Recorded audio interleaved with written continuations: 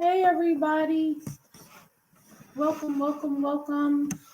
Come on in. Hello. How you guys doing tonight for a Saturday, right? A Saturday night. So I've been thinking for the last couple of days how I wanted to do these last couple of videos. So I just want to recap what we've been working on, which is the mini series. And the mini series is going to have about 8 videos. We have about 3 remaining. The videos that we've already kind of laid out, worked on.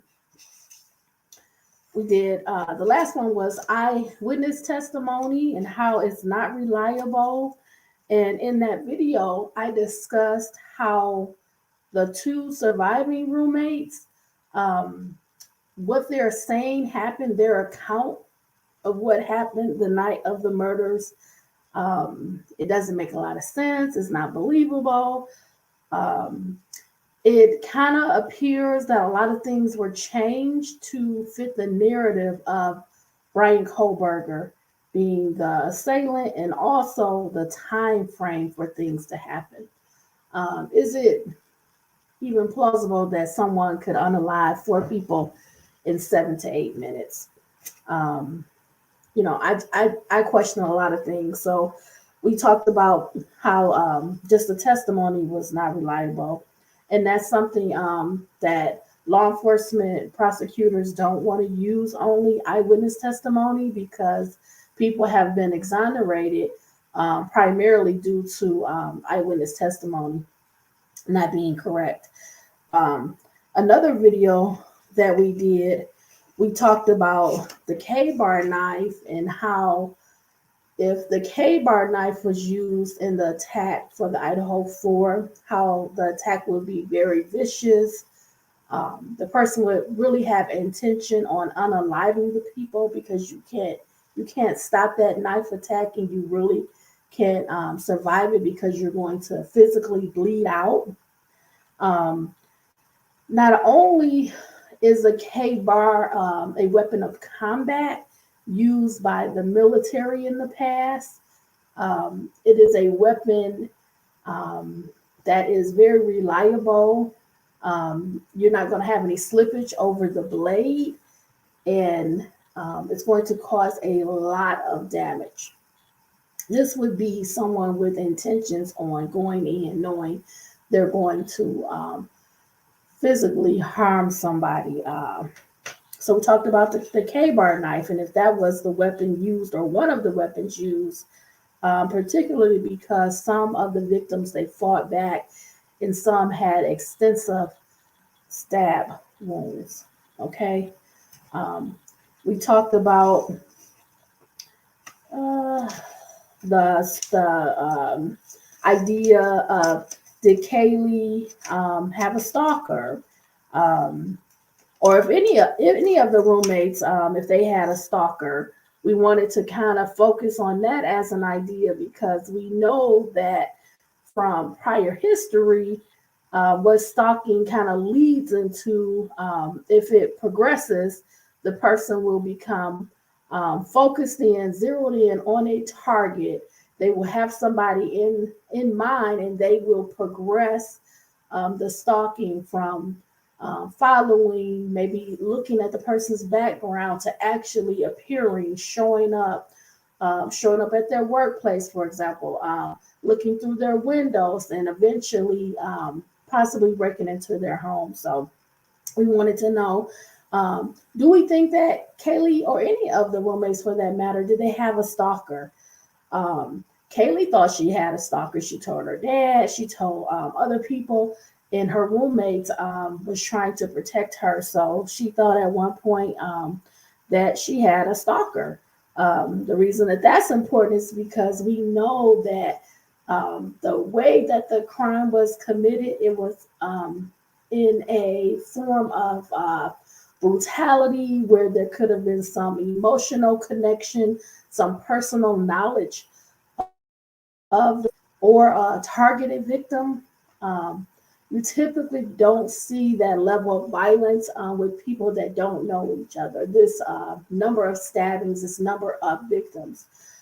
So I go back to the beginning where it was talked about that Kaylee possibly had a stalker. And I'm just bringing that back up to say, do we think that this potentially was a stalker? And again, you guys know my opinion. I think possibly the house was targeted due to it being a female house, and that the police officers they were engaging the female roommates. They were questioning them harshly. They were viewing the property.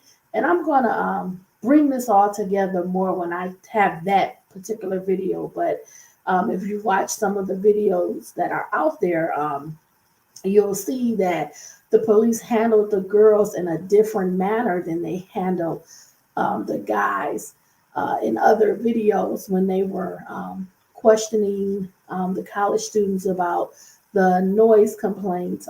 They were checking them for the drinking and things like that. They handled the females very different, more harsh. Typically, men handle women more gentle, easier, not as aggressive. But these Moscow police officers, they were very harsh. They were aggressive.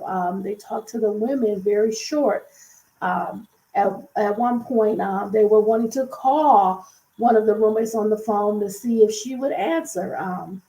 One of the police officers took a photo of Kaylee's ID. That's always going to bother me.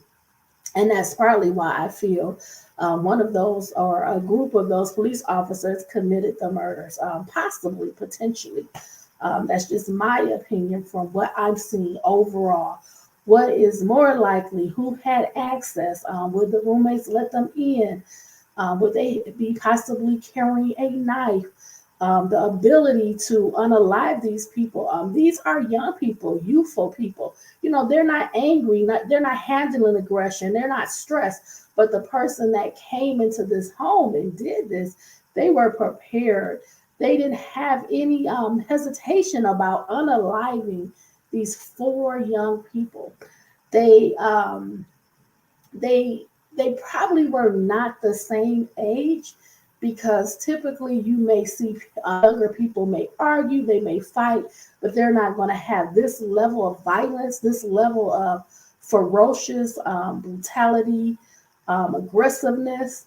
Most people will walk away and will say, "Oh, forget it," and walk away and leave if there was some type of dispute. But this was a brutal attack, a vicious attack with intent on unaliving these students, because they already had the weapon with them. And when I'm saying them, possibly more than one person. I don't know. But I'm gathering this could have possibly taken two people to commit this crime. And I believe, as I've said before in past videos, I believe the crime did not start at 4 p.m. or in that hour. I believe the attack began when Kaylee and Maddie stopped using their cell phones about 2:52 a.m. Now, I think that the reason the time of the murders was changed because they cannot place, in law enforcement, the prosecutor cannot place Ryan Koberger at the home or in this area at that time. He's actually on video surveillance driving, and he was not far from his residence. So he's not in this area. He's not near the home. And that's why the time had to be pushed back where they could place a white Elantra in this area. Okay. So again, we talked about the K-bar knife and everything. And then lastly, we did a video on how I felt the killer or killers were very comfortable at 1122 King Road. The reason I felt that way is because of the happenings that was going on in the area. Multiple cars parked in front of the house. This is a 3-story property. at least 6 physical roommates we know were allegedly in the property. Now, do I believe that the 2 unharmed roommates were there? Possibly they weren't at all. And maybe they placed them there just to have a eyewitness, because in reality, we have no way to question their account. If they're each telling different accounts, they're not even saying the same thing. They're saying they saw different things, and also there's no one alive that can refute it. So we really have no way to dismantle that testimony, other than asking them detailed questions, making them recount and making them go over it, because honestly, the accounts do not really make sense and they don't jive together, especially with some information that came out.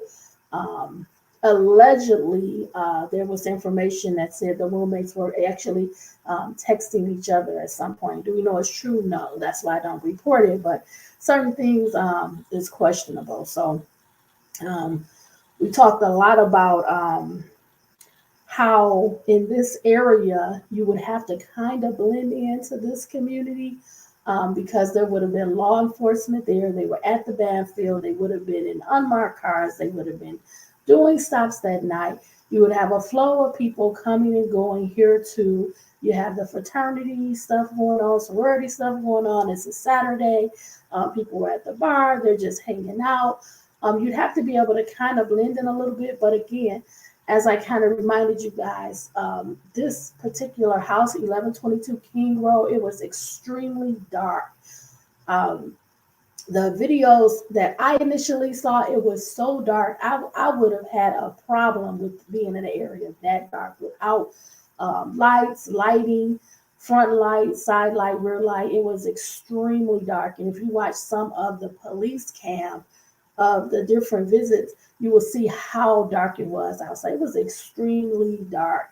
So again, if a police officer, for example, is sitting outside of that house, is parked to the side, no one will question that.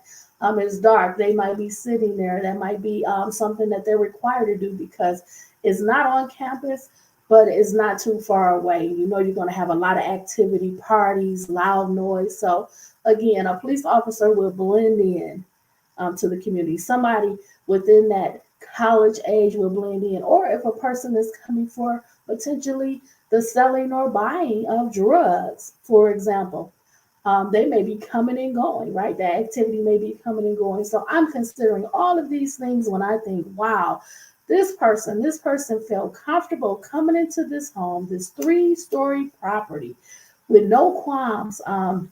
Not worried about if somebody was to try to get away, to run, to scream, the yells, crying, fighting, not concerned about somebody coming upon the scene, somebody pulling up, somebody coming out of a room, somebody trying to get away, get out, run to a neighbor, call 911. This person was confident, comfortable, and they did this. And this was a very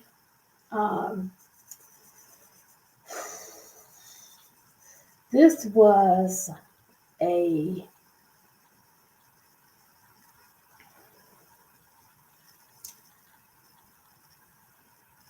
I can only imagine the level of violence, rage that was exacted on these 4 students. And tonight I'm here today, okay? We got 3 more videos and we're here to talk about it. This video is going to be all about, was the crime scene cleaned up? Do we think that before the property was demolished on December 28th, was the crime scene at 1122 King Road cleaned up? Or was it even the crime scene? Did the murders happen there? Did some of the murders happen there? We're going to talk about it. That's one of the 3 videos that we have left. We have another video where we're going to talk about what would be in a 911 call such as this, where there has been a gruesome quadruple murder. What would have been in that 911 call? What would have been said? What information would have been conveyed? What questions would have been asked? And how we put that together is, why is it that during the 911 call, they already know what's going on? Someone's at the property for 3, 4 hours. And in this 911 call, there is some feelings like they don't know about the deaths. They've just found the deaths, but people have been at the property for hours. They say allegedly someone passed out, someone was having a panic attack. But why would that be the case when they heard the murders happening? They allegedly, possibly were text messaging each other, the two unarmed roommates, and also for multiple hours they had people that they called over. So why is this is all being reported in a 911 call, which has not been released to this day? Okay, so we're going to talk about the 911 call. We're also going to talk, as the last video in the series, just talking about, why did the police hold so much information? Why did they mislead us? Why did they tell us that the roommates were not witnesses? But then we read the PCA of Brett Payne, and clearly one of the roommates, allegedly that was on the second floor, even though we know in the beginning they said both roommates were asleep on the first floor. But in the PCA, one roommate is now on the second floor and has an encounter, hears things, is saying things. Again, why are we being misled? What would the police, and in a crime such as this, where you're having press conferences, soliciting information, soliciting details, wanting tips, wanting to know where Ethan and Zayna were? Why would you want to know where Ethan and Zayna were when the one roommate had already told you they were at a party until 1:45? But we already know that's not true. According to, and I can't find that article. If you know what I'm describing, please send it to me. Let me know. Put it in the comments. Zayna's father said that she had talked to him about midnight, and she said that her and Ethan were at home watching movies, and I believe eating pizza. I don't remember every part of the verbiage, but that was the idea, that they were already home at midnight. So that is conflicting with the one roommate's account. And how would she even be able to say that they were at the party until 1:45 when she said herself 1 a.m.? So we have a lot of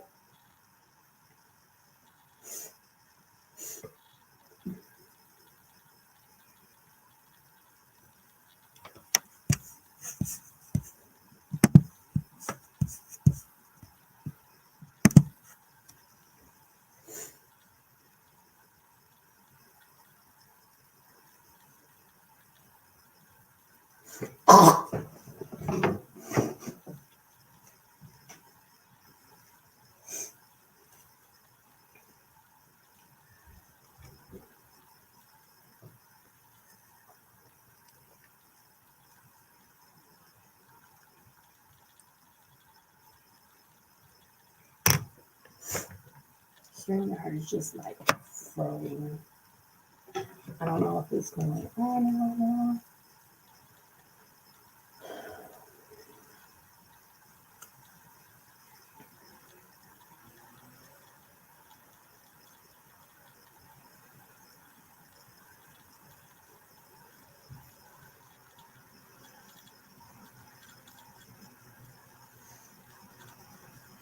I don't know.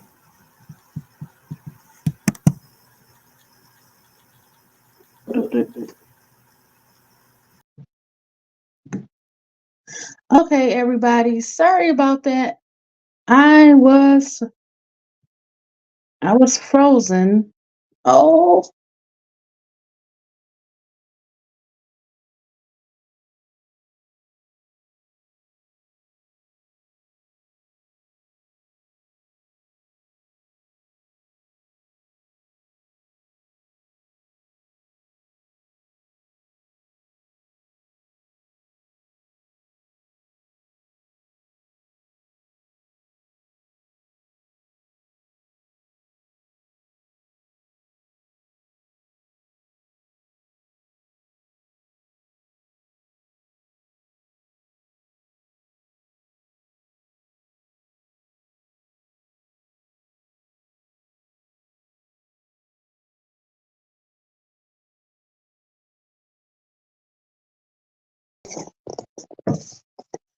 Okay, everybody. My apologies. My computer just died on me. It had frozen up. So I'm going to try to do my best to try to pull it back up.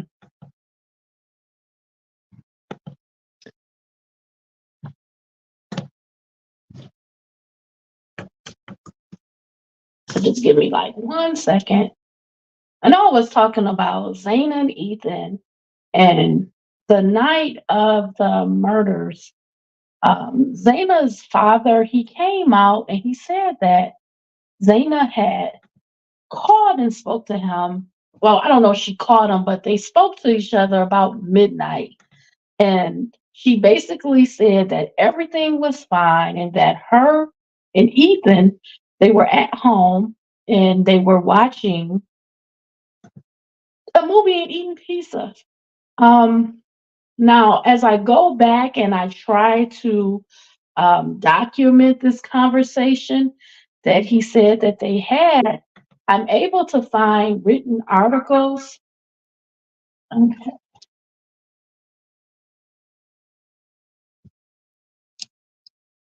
Okay.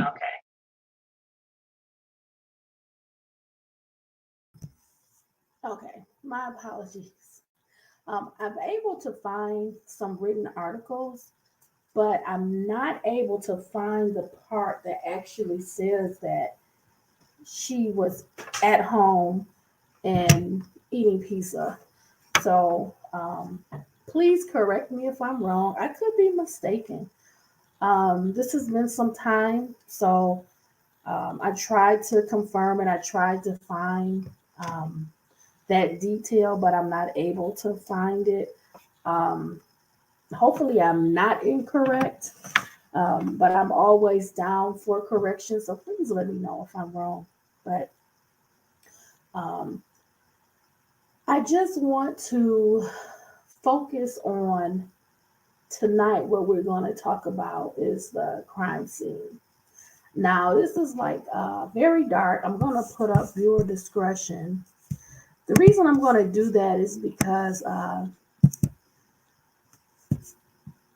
right, the reason I'm putting up the viewer discretion is because we're going dark. This is a this a dark subject, and um, I'm going to talk these things through, but I'm not going to refer to any documents tonight. The reason I'm not going to share any documents, and if you have an interest, you can always let me know, or you can do some research on your own. However, I don't like to go down too many dark paths. I notice sometimes when we're talking about the Idaho 4 murder case, it can kind of get dark, and this is a dark conversation. Um, I'm not going to go off any written notes or anything like that. I am going to just kind of have a conversation tonight that will just be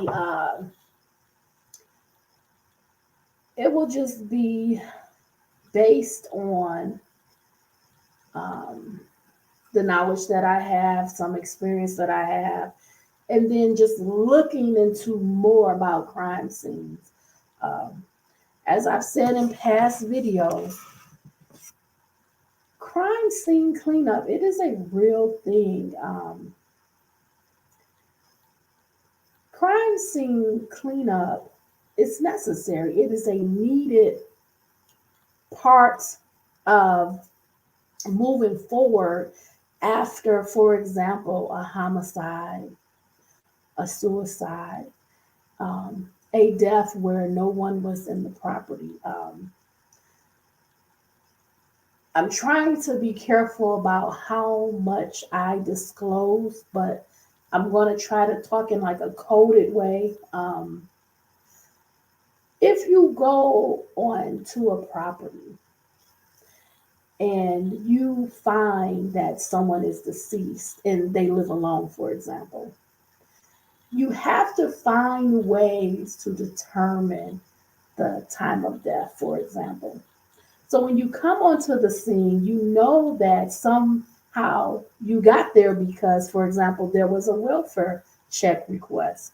Um, Another way you could get there is through a person not appearing at work. Another way you can get there is if neighbors don't see the person active. Another way you could get there is there could be a odor of death, decomposition. Another way you could get there is say when someone comes to check on the person and they don't come to the door, um, or they don't respond to a text message, they don't respond to a phone call.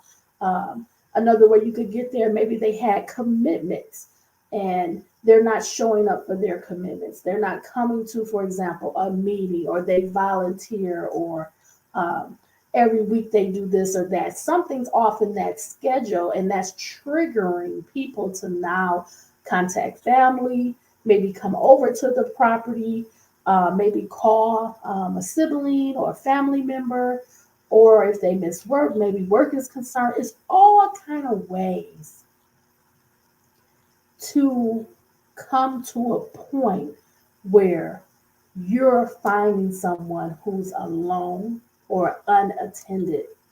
And when you get there, the most important thing is to first secure the scene, make sure that you're recognizing everything that's going on. So, for example, when you come onto the scene, is there anything out of place? Is there a window open? Is there a door left open? Is there a broken window? Is there a sliding glass window?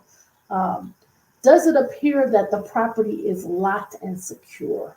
Because if you're coming on to a scene, you don't know what you're coming upon. So this could be, for example, a welfare check, just like in the Idaho 4 case, the police were literally coming for an unconscious person. That's to check and see, hey, do we need to render aid? Let's see what's going on at the scene. But when I'm referring to an unattended alone person, that means that there's someone there, they're by themselves, and it's likely that they're not alive due to whatever circumstances. Okay, so you want to make sure that you're, visually kind of figuring out what's going on the scene.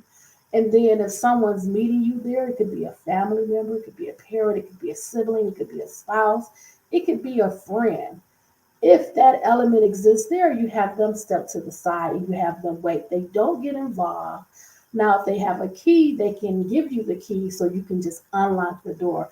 But sometimes you have to gain entry through other ways, possibly through a window, possibly through, if they live in an apartment, maybe you contact the super or management and they let you in, different things like that. But you make entry into the property. When you make entry into the property, you don't just go in, you measure these steps. Okay, so you're going in with gloves. You don't want to touch things. When you step in, you may even put something on your feet, cover up your feet so you're not bringing anything from outside. And the first thing you want to do a scan of that space. Now, typically, when you're stepping into a property, you may be stepping into a foyer, you might be stepping into entryway, you may be stepping right in to a living space. That could be typically a living room, a sitting room, something of that magnitude, a hallway before you get into the space if it's an apartment, things like that. But you're taking a conscious effort to scan that space. Is there anything standing out? Is there any blood? Is there any indication that something has happened? Or do you see anything that stands out? Do you see any medication, for example? Do you see anything that looks like it's fallen over, a chair, something dropped on the ground, anything like that? If you're worth anything, you want to make very intentional movements. Now, if you're stepping into a space and you don't see anybody, then you may have to then methodically check the space, check the kitchen, check the dining room, check the living room, check the bedroom, check the bathroom. Did the person fall out the shower? Did they fall? Did they slip? Did they fall down the stairs? Are they in the basement space? It's all kind of things that you want to do when you're in the space of someone that's unattended. Now, if there is someone that is deceased there, you want to confirm that. You want to check their pulse. You want to see if there are any signs of life. Now, generally, if they're already deceased, that means that they couldn't or they weren't able to call for 911, call for help, get out the house, seek some medical attention. So you want to notate the time. You want to notate the circumstances. Are they asleep in their bed? Did they fall down? Are they on the floor? Are they in the kitchen? Did they fall out of a chair? Are they sitting at a table? You want to notate whatever the circumstances are. Are they in the basement? And it matters. Sometimes people try to set scenes. They try to cover up crimes. Um, does it look like a reasonable fall? Did they fall out the shower? Did they fall down the steps? Where do the shoes land? I mean, it's just so many different things that you can find. Does it look like a natural death? Once you find them, you have to contact the medical examiner. You want to back out of that space and wait for the medical examiner to come before you do anything. Okay. So that is a situation where the person is potentially living alone or alone, and you're coming upon the scene, you're finding them. Those are the type of things you would do. Now, that is not the case in the Idaho 4 case. We know if we set this scene is going to be very different. This is going to be a crime scene. So what I first described to you, this is someone's dwelling, their home, and they have passed away, possibly a natural death. They may be found in their bed, on the floor, maybe they fell down the steps. You're basically having a totally different response now, and that was with them being alone. Because we'd have a different response if people were there. They would just call 911. We're not figuring it out, uncovering it, discovering it. If someone was in the home, they would just call the police, call the medical examiner direct. Okay, that's not what I set up. Okay, and I'm doing that for a reason to kind of mirror. Okay, well, with the Idaho 4 case, we have a totally different case. First thing we want to think about and look at is, where is this property? This property is situated in a rental area, okay? So these are not residents that own the property that you're going to see the same people all the time for a period of years. No, we're basically in a mixed area where you have the university and you have these mixed properties. So you have some homes, some apartment type properties, and they're mixed in together in an area. Now, particularly with 1122 King Road, we know that this is a 3-story property. It has all of these additions added because it's a rental property, and the goal is to make money to rent out the spaces. So that's something you want to think about, because when you're coming onto the scene and you're not on campus, but you're near the campus, this is going to be a large population of people in a small area. So that's something you have to think about. If you're coming onto a scene, there's going to be a lot of potential people, even just standing outside of the property, wondering, well, what's going on there? Not that they're doing anything. People want to know. Some, you call it nosy or whatever, but some people want to know. Did they hear sirens? If they see police, they see a strong police presence, or people in this area, a lot of people know each other. So people are going to be calling, they're going to be texting. They may be online, posting that something has happened on King Road at the girl's house, because these people are known. Okay. So in this community, it's a small community, but these people are known. They're having parties, they're inviting people over, they're in sororities, fraternities, they have friends, they're college kids, they're right near the university. They're pretty known. A lot of people do live off campus, but a lot of people don't live into these type of structured rental properties. Like you have the fraternities and sororities, and you have a ton of people, 30, 40, 50 people living under one roof. Then you have apartments.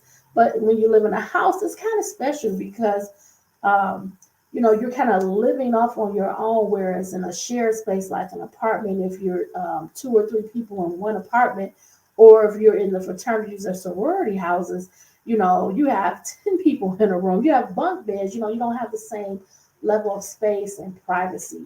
So you have to consider the scene. Okay, so I'm trying to set the scene for you.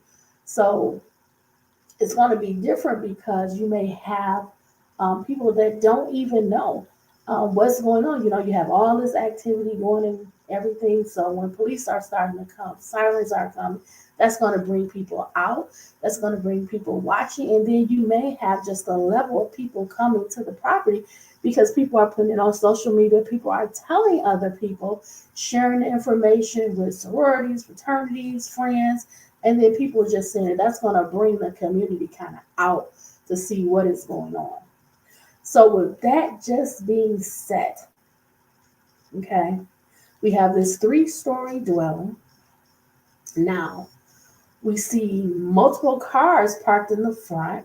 It's daylight time, and the police are coming on to the scene. So who are they looking to talk to? They're looking to talk to someone that has the knowledge of this property. It's not a homeowner, it's going to be a renter. So they're looking for whoever lives at the property. Now, if other people kind of know what's going on because they kind of came upon or they were called to come over, they could provide some details. But what you really want to do, you want to get the people that live there and you want to separate them and you want to talk to them. Now, we don't know what was said in the 911 call, and I'm going to have a separate video after this one. That will be next when I talk about the 911 call. How do we get help? How do we get police to come? Now, I've already set the scene where you have an unattended, alone person by themselves, and help is called 911, police, okay? So that's going to be separate. So we're going to kind of bypass that part of the conversation and just go with the police are here now. So they're looking to talk to whoever lives in the property or whoever has knowledge of what's going on, whoever was there, if they were there overnight or they stayed or they came. They want to know what is going on. So the police are going to locate the roommates. Now, from what we've been kind of hearing, one of the roommates allegedly passed out, and then allegedly one of the roommates was hyperventilating. So, initially coming upon the scene, you're going to be having a feeling that you may need to render aid. Now, I don't know how it works there, but sometimes when people call 911, they will have the fire department dispatched also along with it in tandem. Also, um, depending on what you say on that 911 call, that would trigger ambulatory services to come as well. I don't know what the 911 call had in it, but I'm just saying those are typically things that would happen. So if the police are coming on scene and they're physically there on site, if they're seeing someone that is passed out or someone that is hyperventilating, these are allegedly the roommates, then they may try to get them some medical attention. That may mean calling for ambulance or even putting them in the car and taking them. This is a small town. They may just take them directly to the hospital. Also to separate them and also to kind of shield and protect them from probably what was a growing crowd.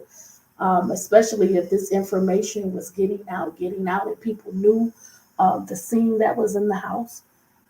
They may have wanted to shield the girls. Anyway, all of that is to say that when the police arrived, allegedly, they were not, they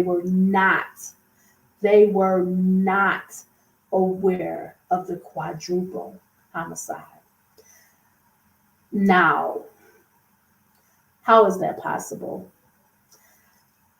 How how has the circumstances, the events, um, the the violence that happened um, at the scene, how has that not been conveyed to law enforcement? They're essentially going in like this. They have no idea. Allegedly, do I think that that is true? Um, I don't know. And the reason I don't know is because the timing of the 911 call, the fact that they didn't get caught many, many hours prior to, if you're so fearful, if you're in this frozen shock phase, you have the ability to call other people, but not 911.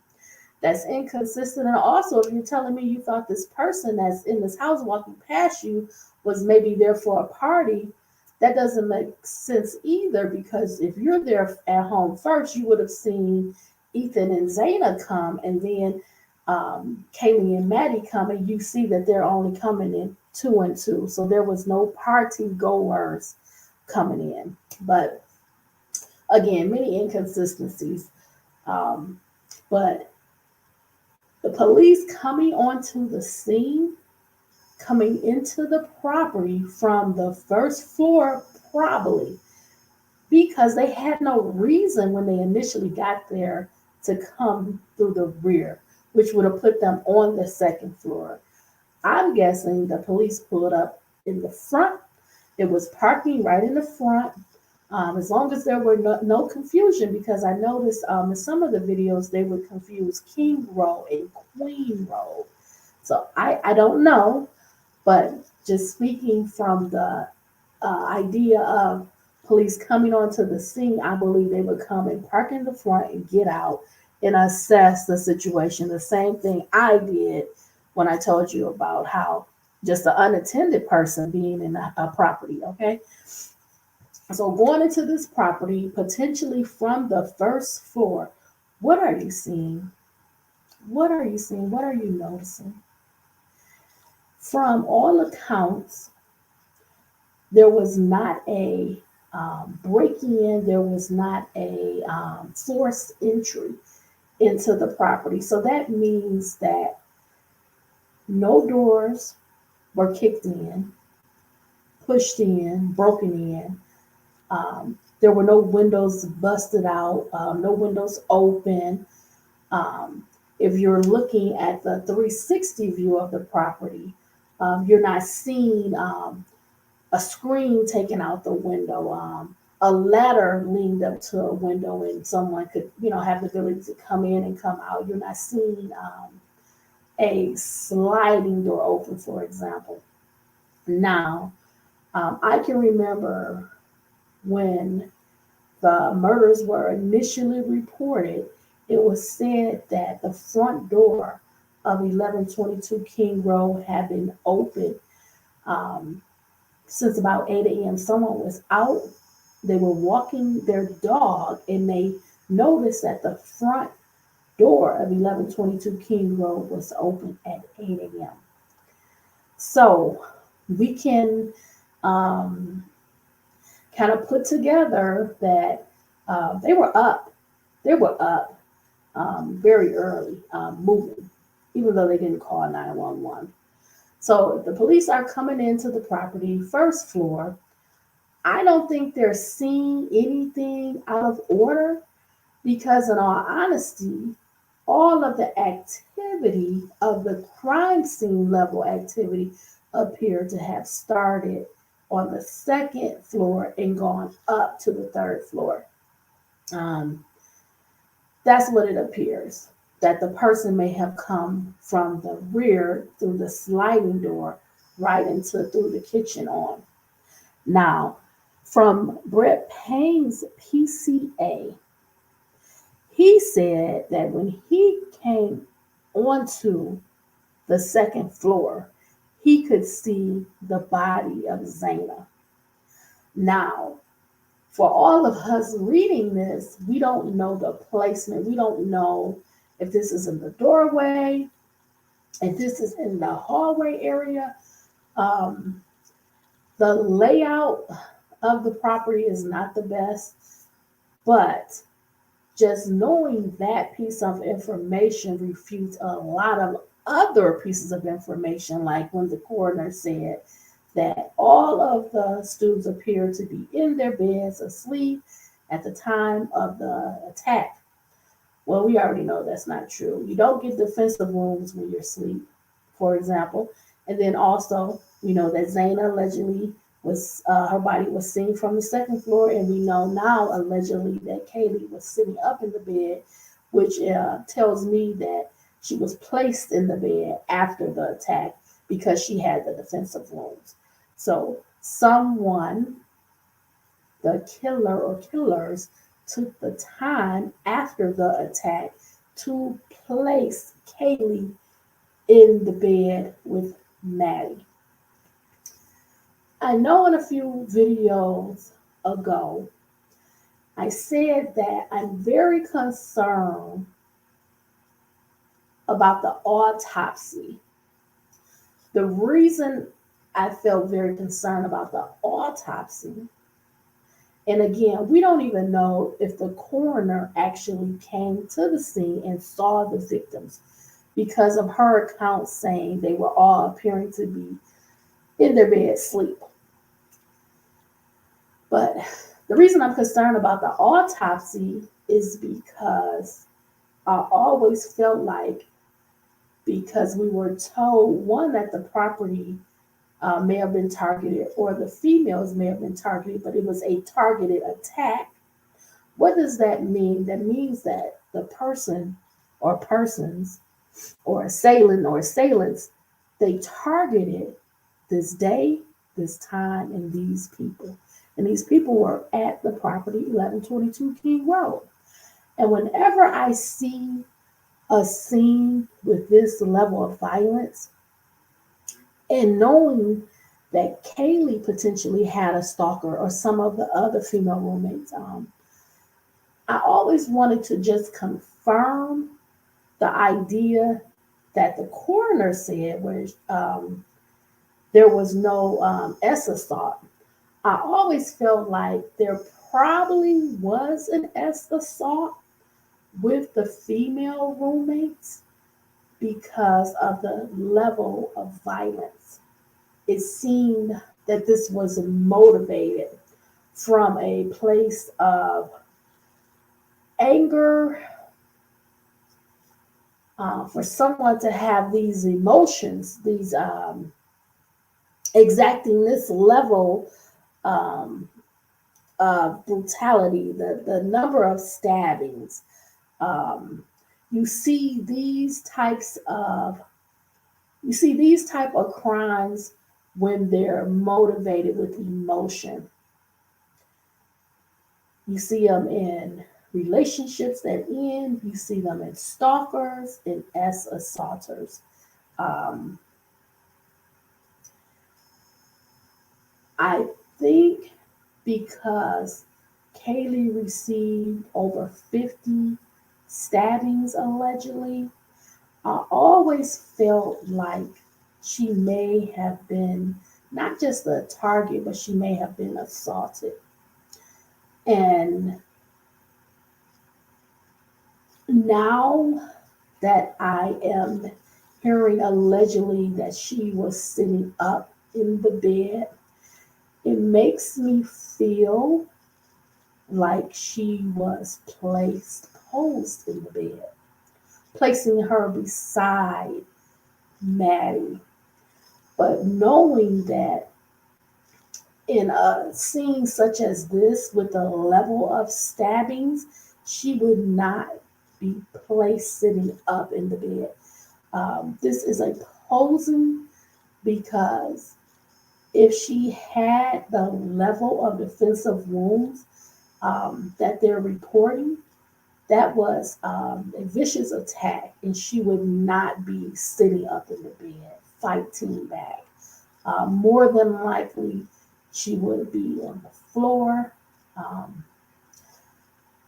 possibly in the bed. Okay. So it just seemed to me that the killer or killers posed her body, placed her body in the bed sitting up. Okay. Like this is very dark. So it's hard to go over this information. So when I think about law enforcement, I have a I have a very hard time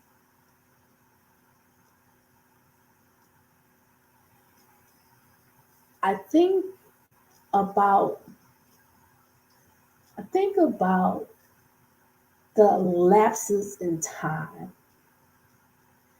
There has been an enormous lapse in time from the time that the murders were allegedly happening to the time that the murders were allegedly reported, and they didn't report them as murders. They called 911. And then we have another lapse in time where Brett Payne writes in his PCA that he came upon the scene at 4 p.m., which is approximately 4 hours after the alleged 911 call. So we have another lapse in time. I have a hard time dealing with a lot of parts. It's a lot of moving parts, a lot of discrepancies, inconsistencies, things that don't make sense in Idaho 4 case.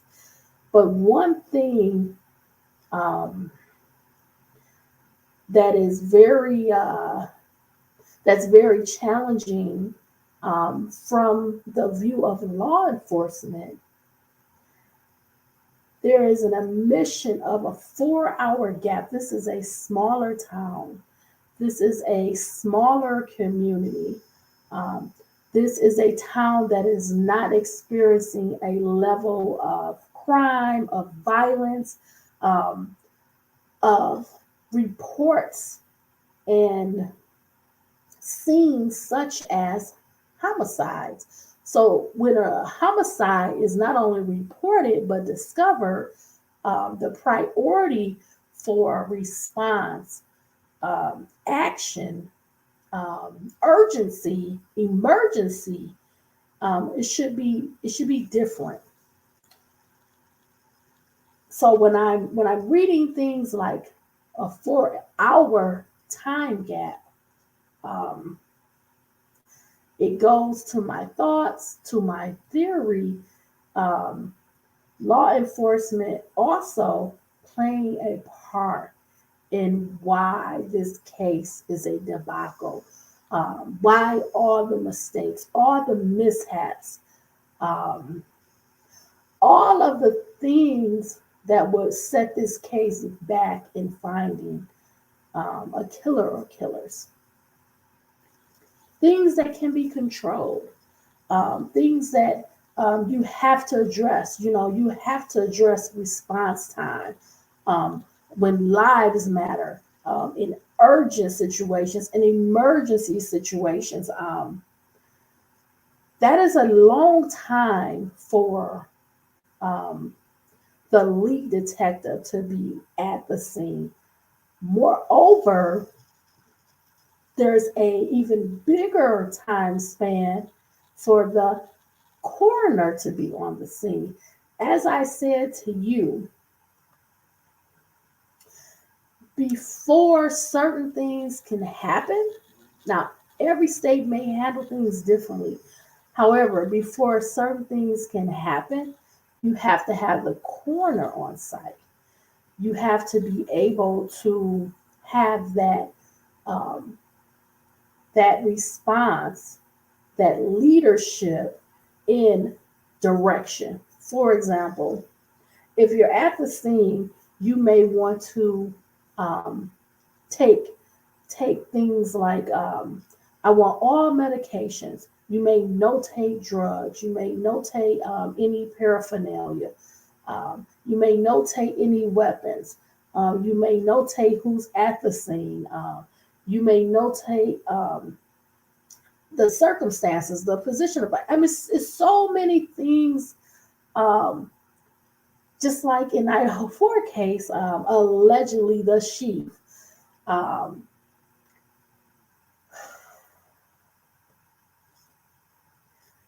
in Idaho 4 case, you would be looking for a weapon.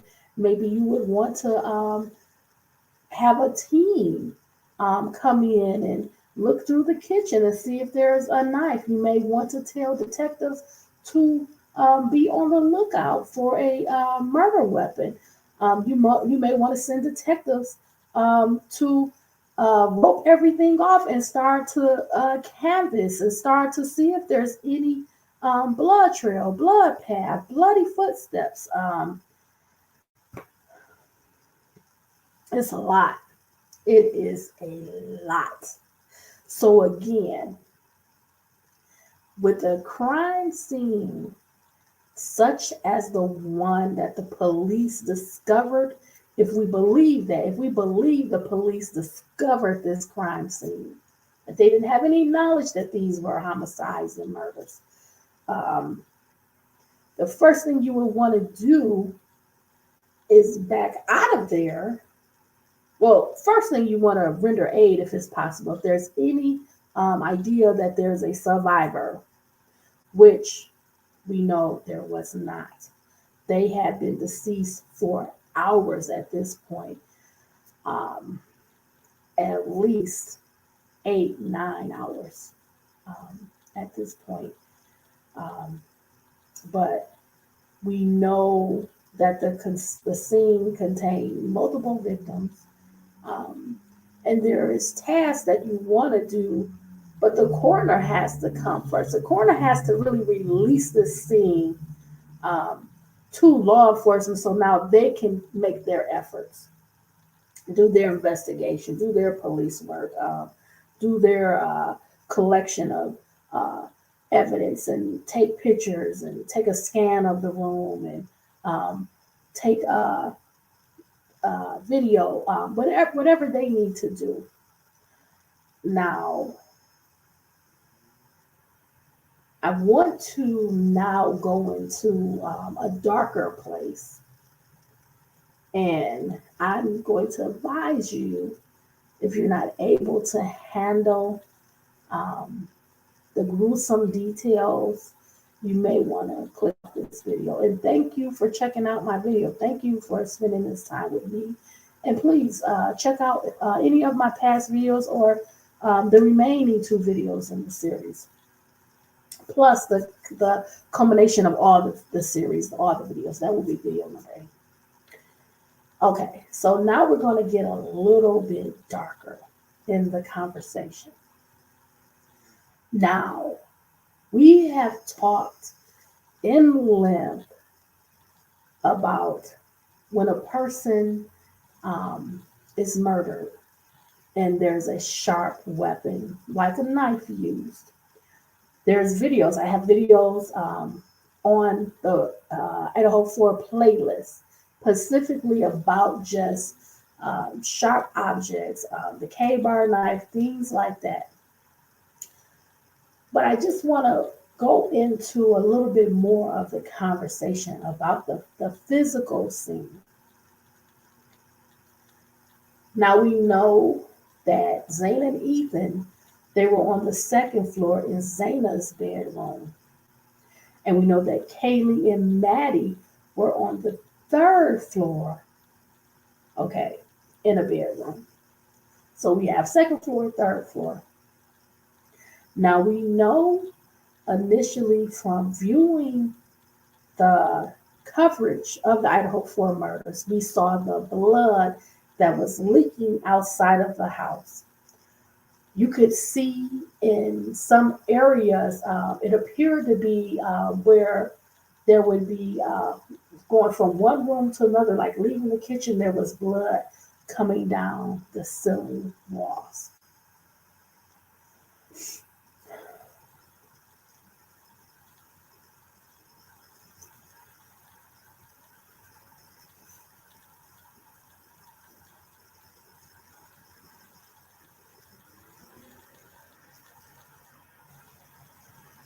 In a homicide where there is a knife attack,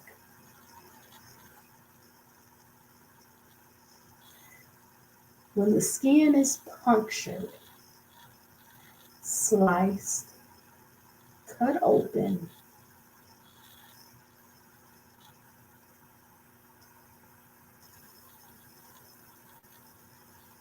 depending on how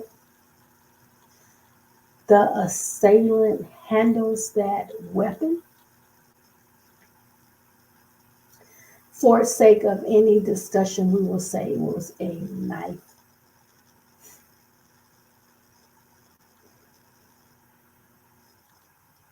When a person is stabbed and the knife is removed, the blood will leak out. When a person is struck like a slice, what happens when the knife goes down in slices, the blood is now on the knife, and when the knife comes up, you get a blood splatter.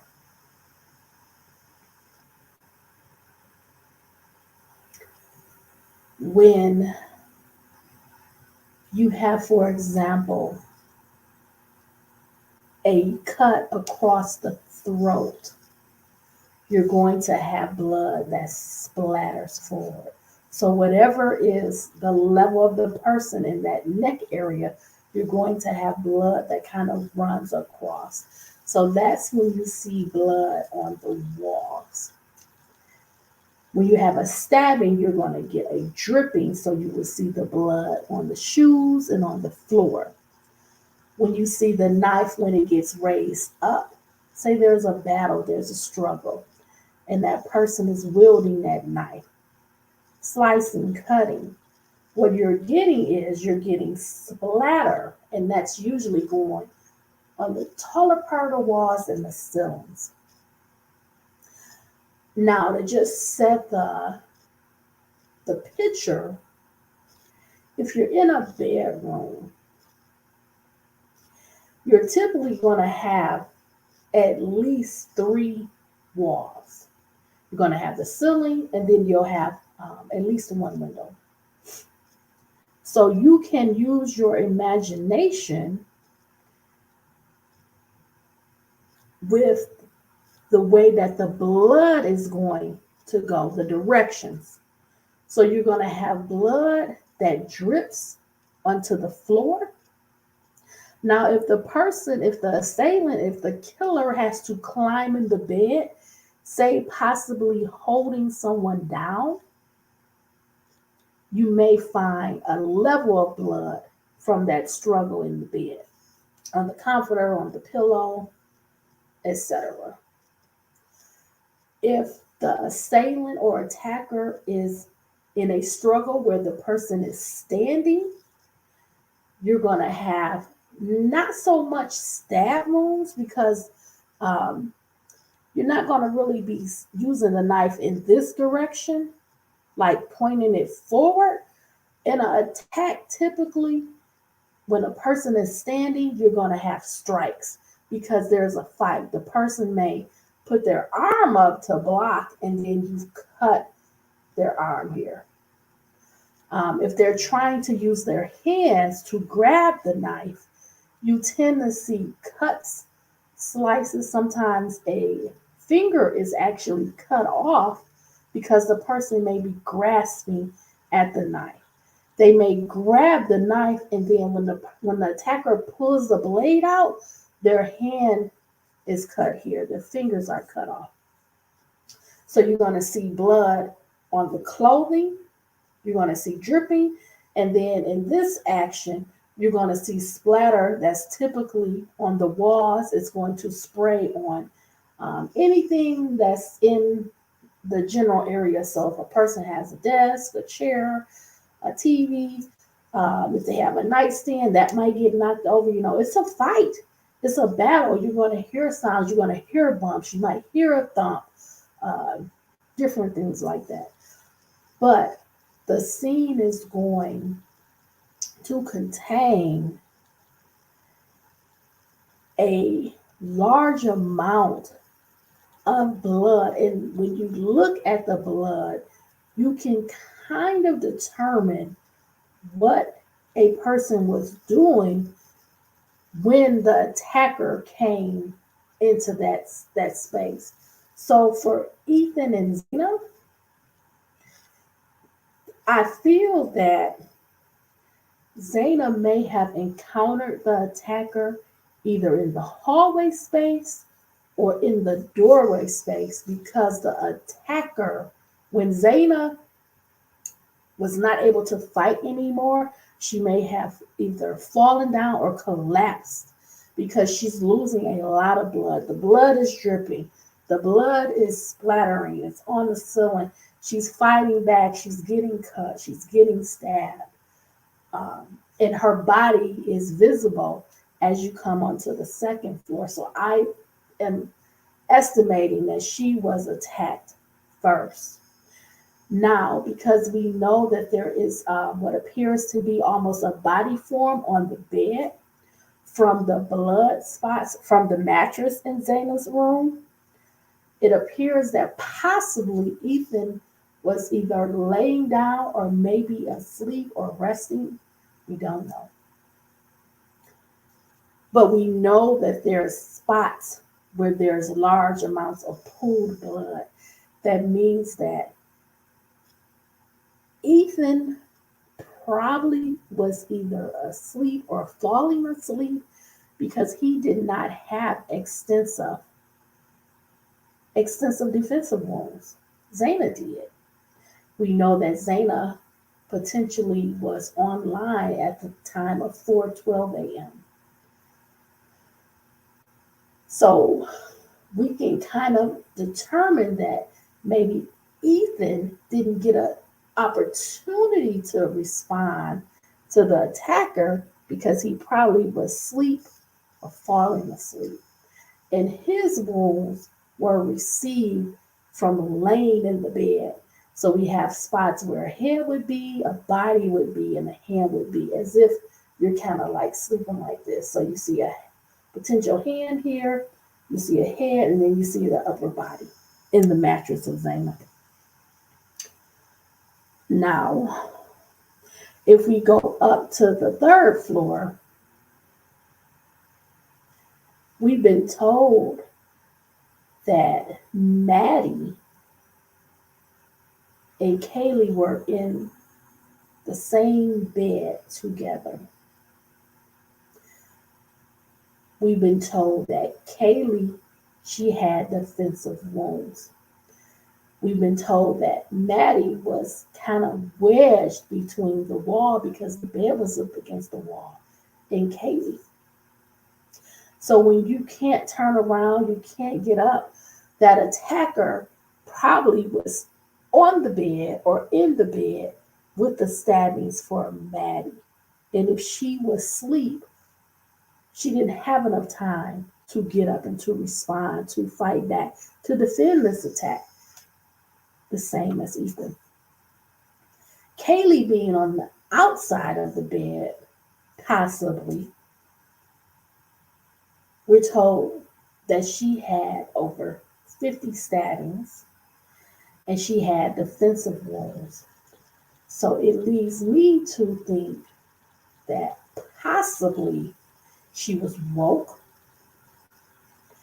And depending on where the blood was in the room, we can determine if she was standing and up or if she was laying or sitting in that bed. Again, I believe she was posed in the bed at the end of the attack. And that may have been for an S assault to place the body in the bed after.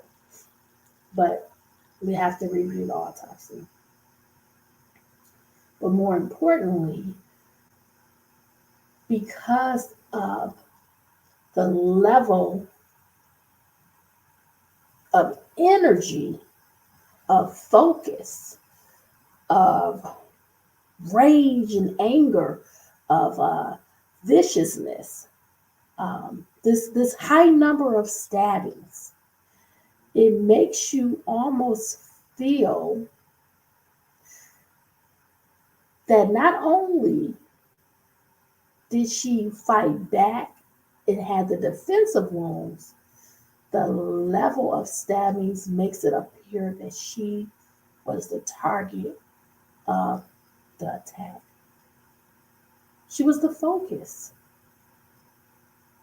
She was the reason why the killer or killers was there. There was anger. There was rage.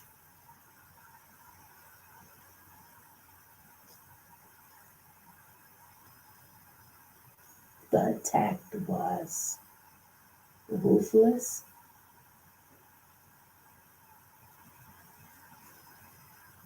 It was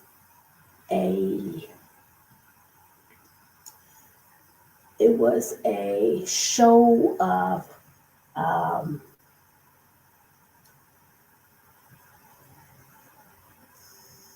it was a show of, it's just really not one way to say it.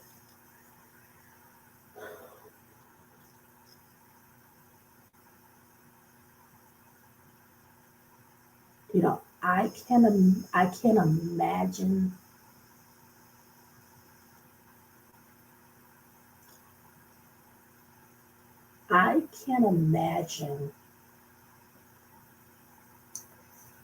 the energy, the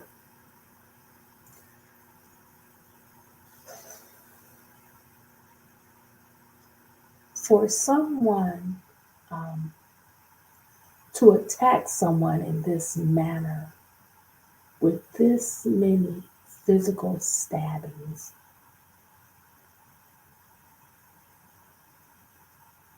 I can imagine what was going on in their mind psychologically, the release of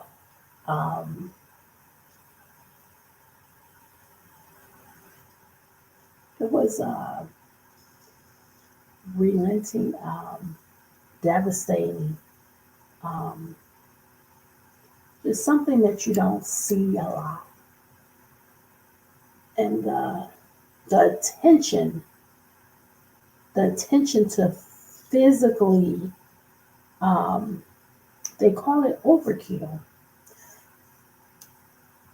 but it was a psychological moment. It was as if this person is recalling their experience, their thoughts, whatever they had in their fantasy life, their imagination. They were in a place in their mind and they didn't stop and they couldn't stop. They were out of control. They call it a frenzy. It's when you almost have tunnel vision.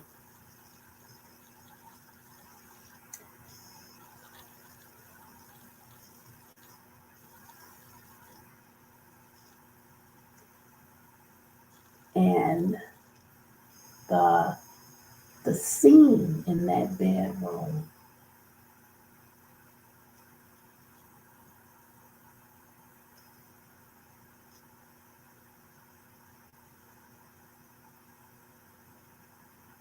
reason people feel that the sheath was placed is because there was no blood on the sheath.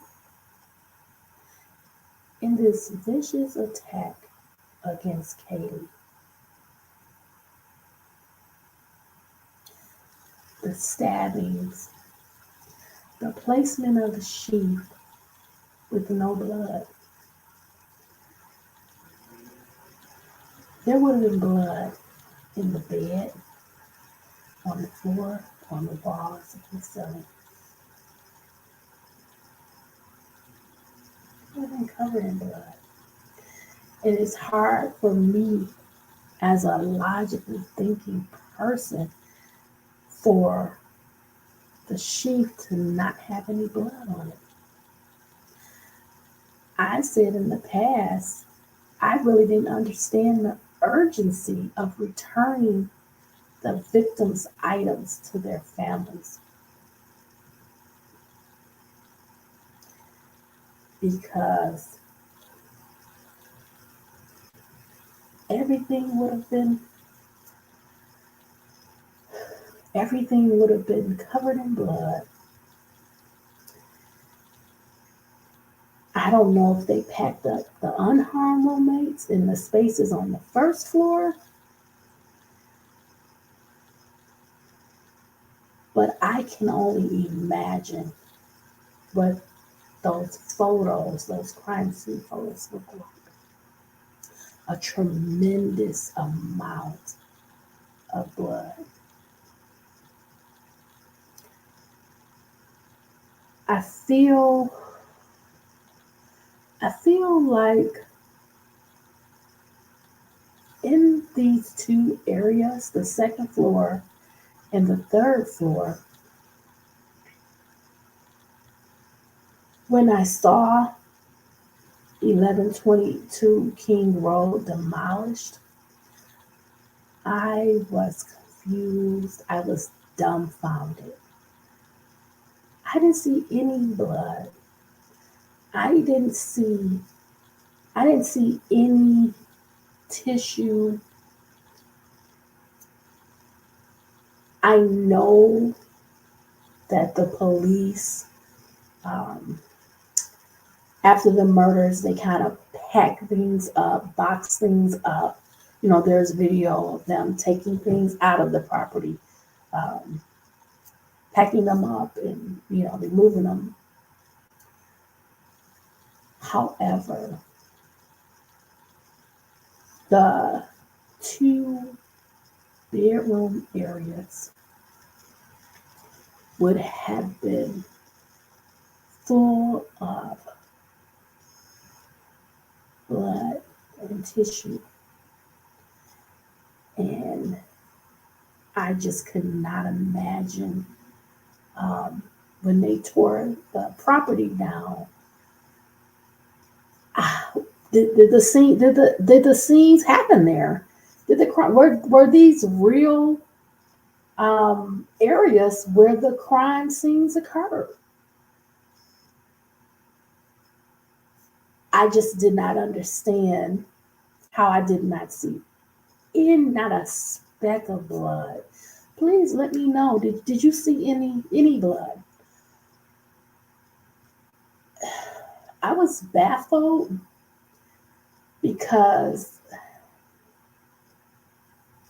the expectation was that there would be indicators. And I wondered, a couple of things crossed my mind. Number one, did they hire a crime scene cleanup company? Number two, did the murders happen as we were told, in the manner we were told, as a stabbing? Could it have been a drug overdose? That was reported in the Snapchat in the beginning when the murders first happened, that there was a drug overdose and the stabbings were to cover up the drug overdose. Or number three, were some of the victims killed at 1122 King Road and others killed in a different location. I can remember, I don't know, within the last year, there was a video that showed police officers unaliving Kaylee and Maddie. They were saying that they had video of the murders of Kaylee and Maddie, and they were done by police officers. And basically, the scene was not the scene at 1122 King Road. There were police lights, police vehicles, and there were two girls that were on this video. So when I saw the property demolished, I wondered in my thoughts, um, did the murders happen there? Did all of the murders happen there? Or did they hire a company? When I say they, um, the victims, the victims' families, the police, uh, the owners of the property, did they hire a crime scene cleanup company? Because the crime scene cleanup company, in their professional occupation, it is to remove all signs that a death occurred there, meaning any blood, any tissue, brain matter, bones, um, anything that would cause a odor, anything that would be visible. They have to clean it up in a professional manner. I'm sorry, but that's what came to my mind. I have seen some heinous scenes, and when I didn't see any sign of blood, it triggered me to wonder, what was this the scene of the crime? Were these kids unalive by stabbing? Were these kids unalived at 1122 King Road? Were all of them unalived at 1122 King Road, or some of them? And then, was it possibly true that there was a drug overdose? And did someone pay to have the property cleaned? Was that why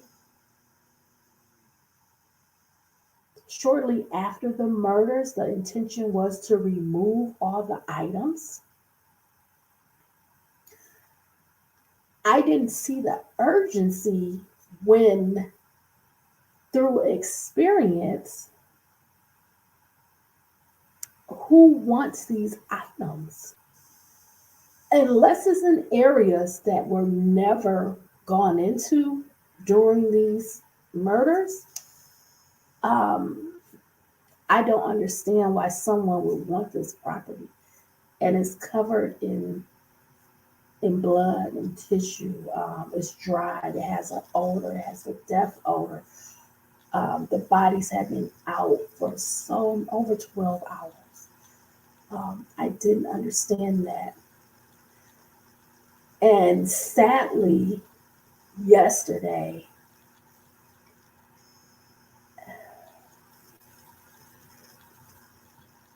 I was I was watching a video, and the reporter said that Ethan, his autopsy was in the month of December.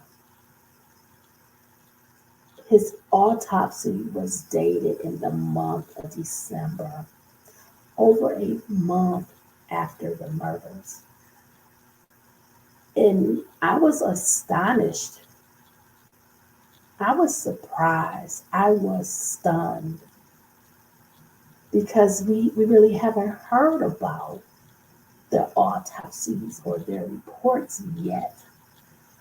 But according to this information, his autopsy was done in mid-December. That is more than a month after the murders. I have no way to confirm it. This was a reliable source. This was not even salacious news. It was just something that was casually reported. Um, Again, I asked the question, when were the victims' bodies removed from the crime scene? If someone knows that information, please put it in the comments.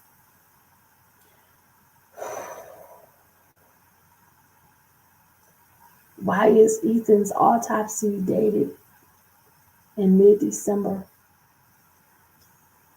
a month later? I don't know. Was there multiple autopsies? I don't know. I have no idea.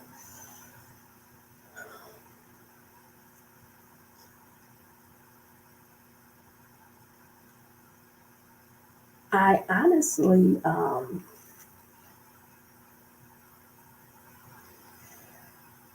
I honestly don't have a reasonable explanation for the property when it was demolished not to have any signs that this was a very heinous and bloody crime scene, other than the victims were not unalived at 1122 King Road, or the property was professionally cleaned before it was demolished. I did not understand why the university tried to tear down the house at least 3 times before they were successful, before it was a trial. And it made me feel like, what are they trying to cover up now? What about the scene?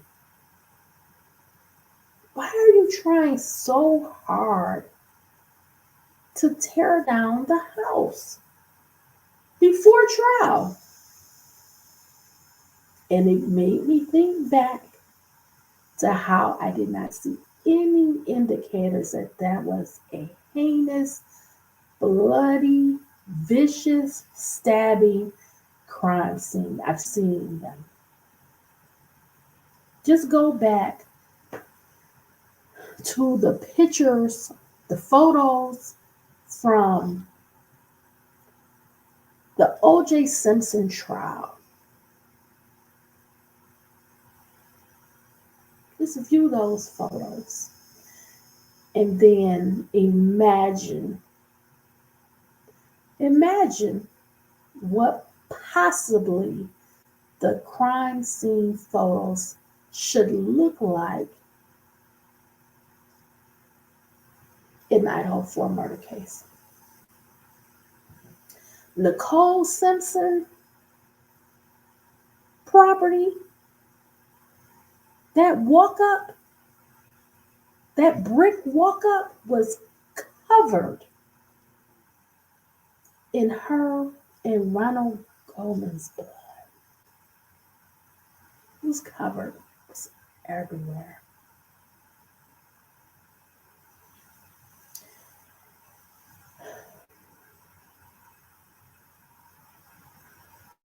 I can only imagine. I can only try to, paint this picture for you. I'm trying hard to paint like Picasso for you. So you can take on this mindset. What would this look like? What would this be? What can I expect? Because when I'm seeing this property torn down, those screams should have been heard at the band field. Those screams should have been heard in the apartment next door, in the house across the street. Those walls were so thin, it was not concrete, it was not plaster. Sound would have traveled through that area, through the openings, through the spaces, the screams, you know, the yells, the thuds, the thumps, the falling of furniture. Were the lights on? Was it dark in the house? If this person is trying to navigate this house, and we know how complicated this layout of the house was, not a typical layout. Um, with the additions, you're gonna have issues with sound, but when I'm seeing these walls, you're gonna hear screams down the street. That's if the murders happened at 1122 King Road. We don't know. We don't know if the murders happened there. We don't even know if the two unharmed roommates were even there.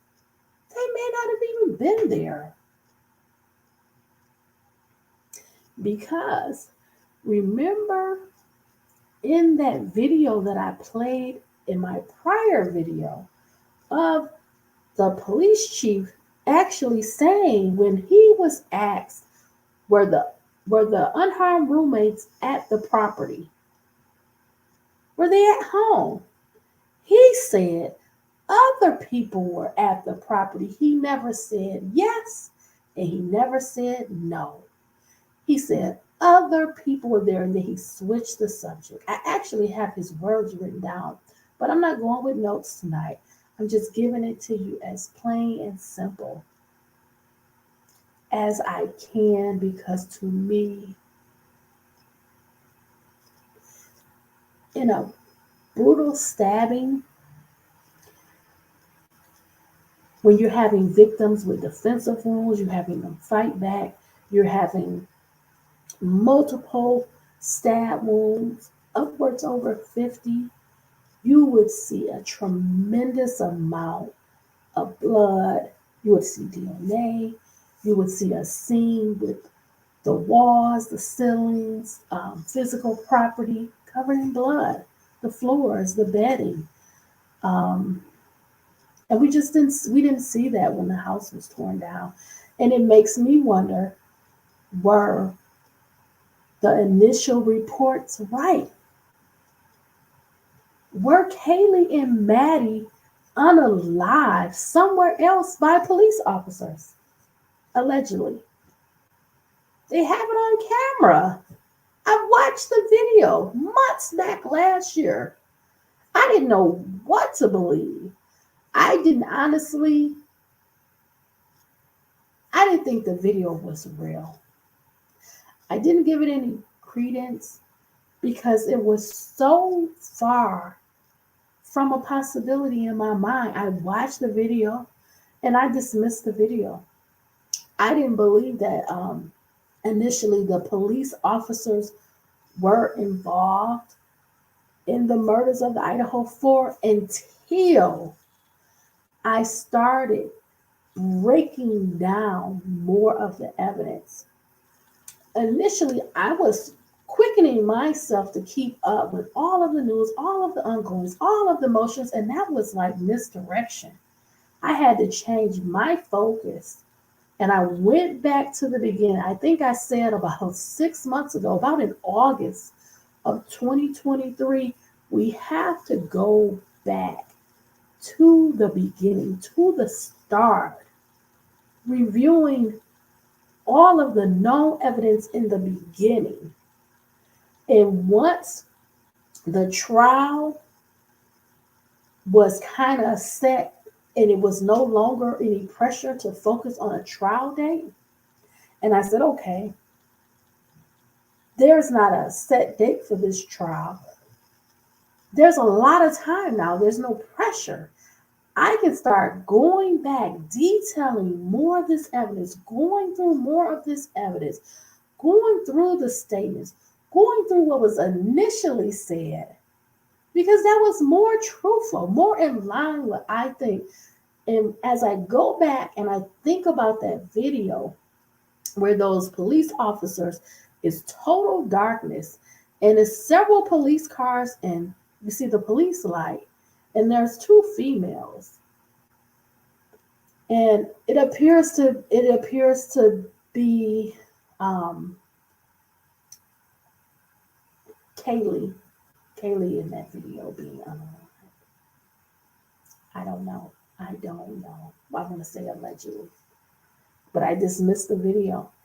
But now I'm starting to wonder when I see 1122 King Road demolished with no signs of a crime scene, no signs of blood anywhere.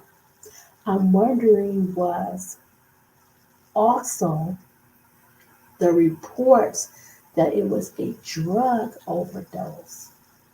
Was that true?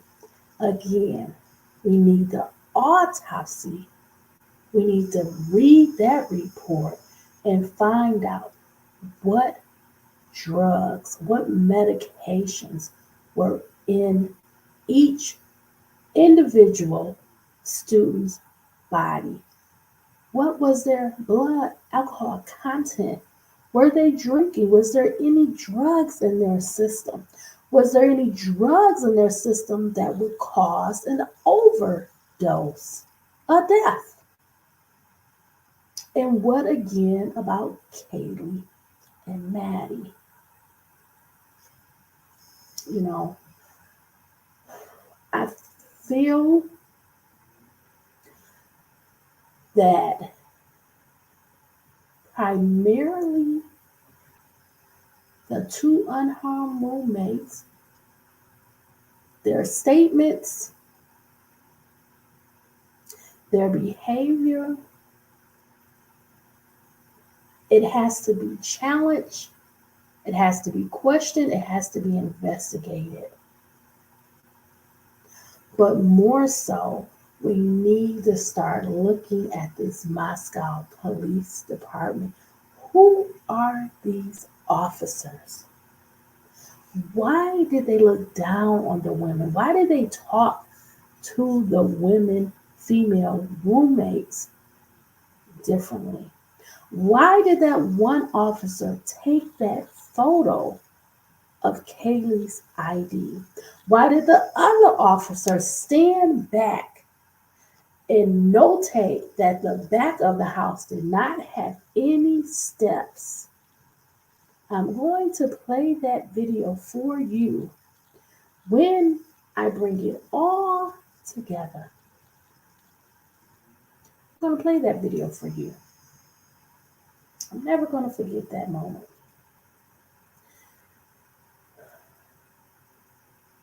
Do you think 1122 King Road was cleaned up?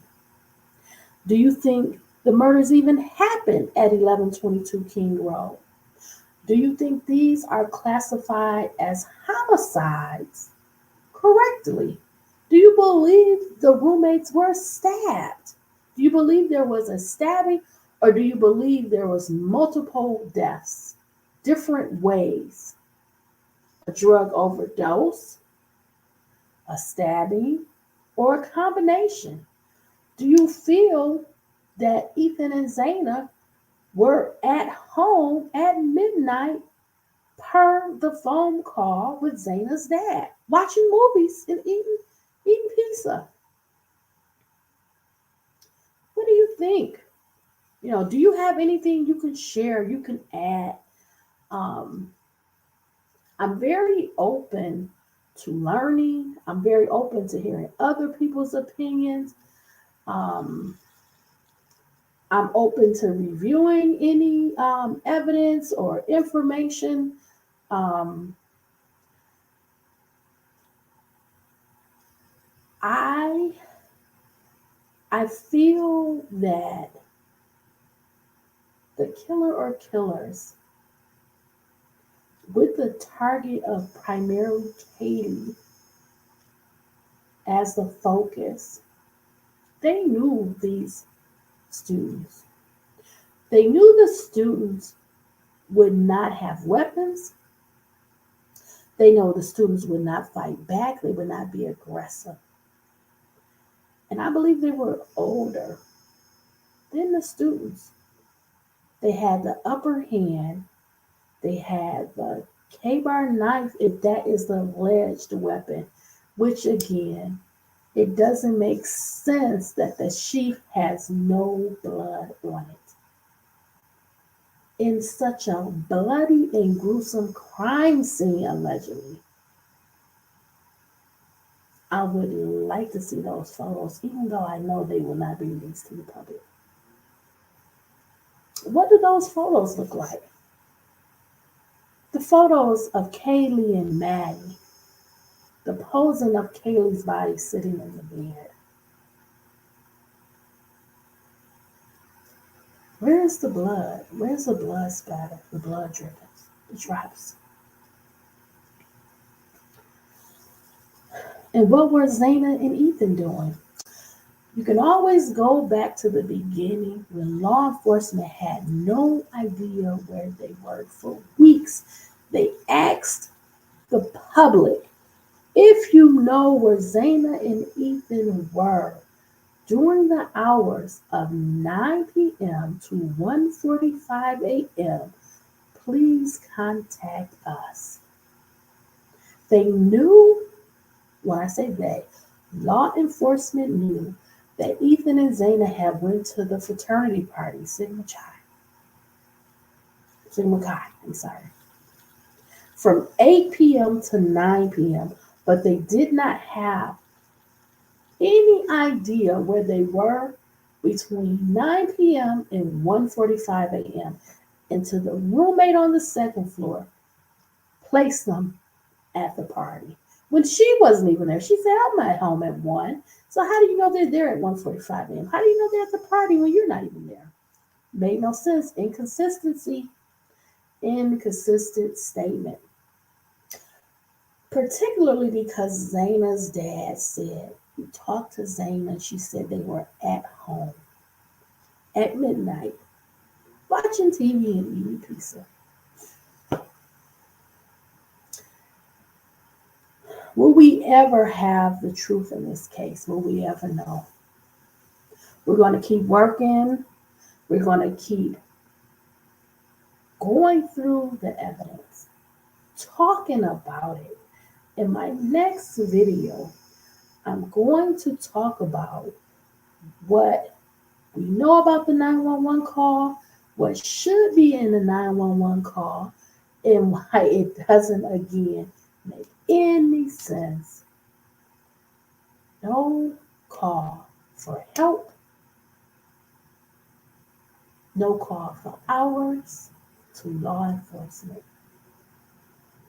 Why is that? Why is that? What was going on? What was happening all those hours? The two unharmed roommates, they hold the key. They hold a key to a lot of the missing pieces, a lot of the things that are unknown, that are mystery, that are confusing, that are baffling, that just don't make sense. They hold the key to a lot. And how do you demonstrate that they're a liar other than tearing apart all the things that they said happened? Just like I'm ripping apart this case, tearing apart these scenarios, exposing the lies. I'm doing it in every video now. If they had just got that trial going, I would not have even had the time to think about it, because I would have been focusing on day by day, day by day, day by day testimony over in 2 weeks, 3 weeks tops. Now I have nothing but time to use this brain to think about it, to review information, to educate myself, putting these videos together in a way That is a very logical approach to just common sense behavior, not just, you know, taking so much about my experience. I'm trying to envelope my experience with this crime scene. What's typical? What's normal? What's common? Um, Nothing about that house being demolished makes any sense. We figured out now you could hear everything. So that makes you wonder, did the murders even happen at that house? Or were they somewhere else? And those kids were placed in those bedrooms. Because you would have heard those screams. You know that now from looking at that house demolished. You would have heard those screams. So if there were no screams, then where were the kids actually killed? Where? Is the video involving Kaylee and Maddie true? Was the police involved? Was the Moscow Police Department involved allegedly? Watching the girls, following the girls, catching them outside in the dark at night? If someone has that video, please send me a link, put it in the comments. If you have that video of the unaliving of Kaylee and Maddie allegedly done by police officers in the dark, please put that in my comment section because I saw that video a long time ago, probably at least 9 months, possibly a year. I couldn't believe it when I saw it. I didn't believe it. I dismissed it.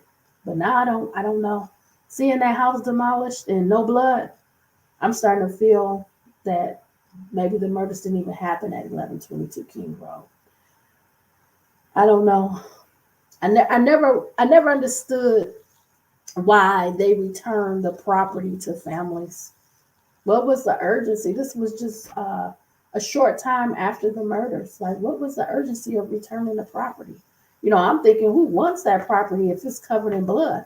But if the property is not covered in blood, if it's no splatter, no dripping, then yeah, you can return every piece of property because there's no blood because the murders didn't happen at 1122 King Road. That's really simple, right?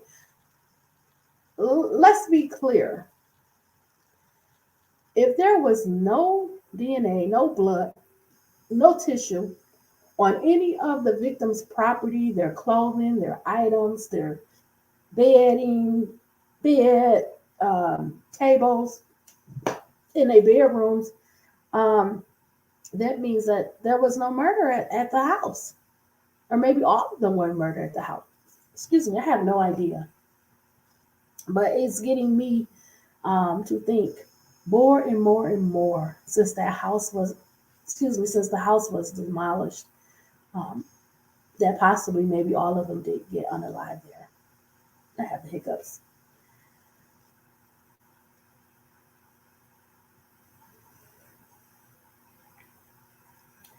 The only other answer would be a crime scene cleanup company came on site, and this would have been a tremendous job. This would have been a lot of work. This means that they would have been dressed in PP, um, that's personal protection clothing, those jumpsuits. They would have had masks. They would have had coverings over their hair, their shoes, because it would have been like almost like a toxic biohazard situation where you're throwing away, you're trashing the majority of their items because it's covered in blood. You know, you can clean a table, you can wipe off a table, but other items, it would just be covered in blood. You know, and I didn't see any floors or walls cut out, so I'm thinking, you know, what has happened? Like, this didn't look like a murder scene. This didn't look like a crime scene. It was just really, really odd. And The families, they would know better whether there was a crime scene cleanup or not. They would know how they got the property back. Um, was it put in protective plastic, or did it have notices on it that said it was cleaned? Um, I didn't see a dumpster outside the house. I never saw like uh, uh, a company that would come and kind of dismantle um, the items, like um, put them in uh, different containers to destroy them, because that's considered biohazard material when you start looking at things like a crime scene, where you're you're wanting to discard the items because they've become toxic. I didn't see a company out there handling um, any of the items with protective gear. Did you see a company out at 1122 King Road handling the items in some type of protective gear? Putting things in containers and plastic and covering it up. I personally, when I saw them bring out Zaina's mattress, it didn't have anything covering it. You could see, I took a picture of it. You could see the mattress. It wasn't covered at all. You could see the physical mattress. It didn't have any bedding or anything on it.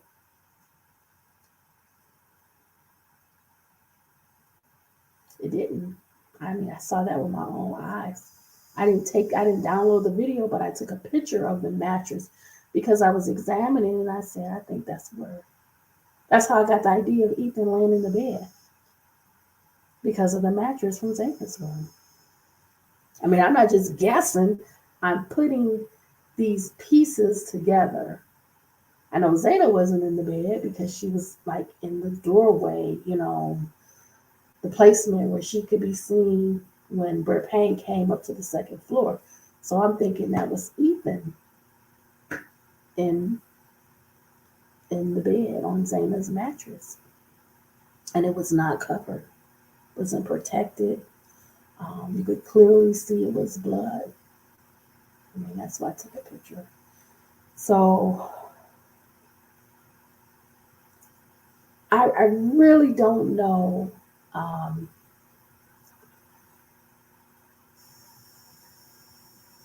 the trajectory of all of these findings that I'm putting together, other than what has become my bullseye, my point, my focus, which is, it appears that possibly in the Idaho 4 murder case, that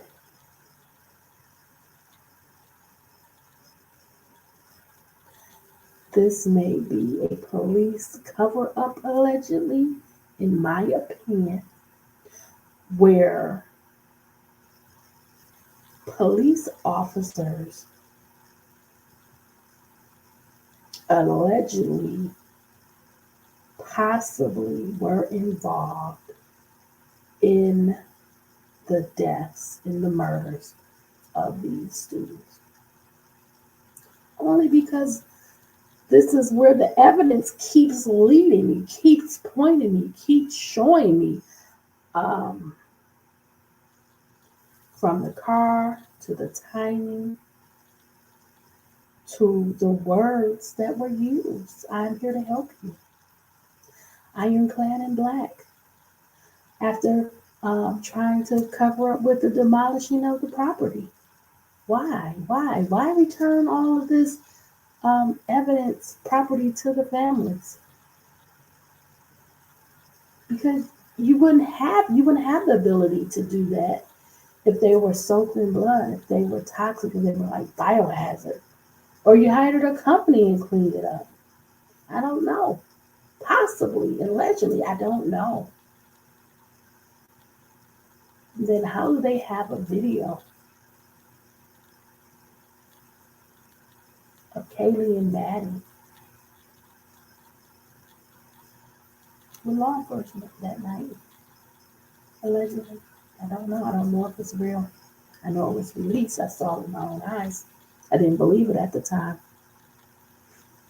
So the next video again is going to be another piece of this puzzle, this mysterious puzzle of the Idaho 4, where I'm going to talk about the 911 call. Really, I have no idea what's in the 911 call, but from my experience, I know what should have been in the 911 call. I know what kind of questions would have been answered and asked in that 911 call. And why did none of that happen? Particularly because we know we're told that one roommate is hyperventilating and the other is passed out. But that doesn't make sense when they've been up for hours, when they call other people over, and when they're texting each other, allegedly. Doesn't make sense. But we're going to talk about it because it all leads me to the same path. I keep coming back to the same thing. And it's not going away. It's getting worse. More and more details lead me to think that this was a law enforcement police officer murder. Possibly, allegedly, in my opinion. That's what the facts are leading me. That photo, thank goodness, thank God for video cams that they were wearing. Because that photo, that snap, you had no reason to take a picture of Kaylee's ID when you were given a warning. And that other officer that was standing further back, he notated there's no steps in the back of this house. Okay, so please join me for these next two videos, then the culmination of all of the videos, where I just detail why I feel the way I do, what has led me to feel the way I do. So we have two videos, and then that final video that's going to bring it all together. Why I feel the way I do. I'm not proud to feel that way. It doesn't bring me any joy, but I'm here for justice. I'm here for the families. I'm here to be honest, to be truthful, to be forthright, to give my opinion. I'm here to share my ideas. And I'm here to learn and grow. And I'm also here to educate. I want you to be smart, be safe, be savvy. I say that in every video because that's important in life, in every area of life, but particularly when you're talking about criminal justice. Okay. Um, you know, we have to make sure that the focus is always on justice for Kaylee, Maddie, Ethan, and Zaina. We're here working hard for justice for them, their friends, and family. That's what we're here for. Hidden Horror is going to always be honest with you. And the goal is to take a step at a time. Putting the puzzle pieces together, painting like Picasso for you. And we're going to do it together. We're going to figure this out and we're going to make it make sense. And we're not going to accept what people tell us. We're going to follow not the narrative, we're going to go off of the evidence, the facts, what can be proven, what can be shown. Okay? Thank you, everybody. Thank you so much for spending this time with me. 2 more videos and then bringing it all together for you. Okay? Have a beautiful evening. Thank you so much. Bye, everybody. Bye. Bye, everybody.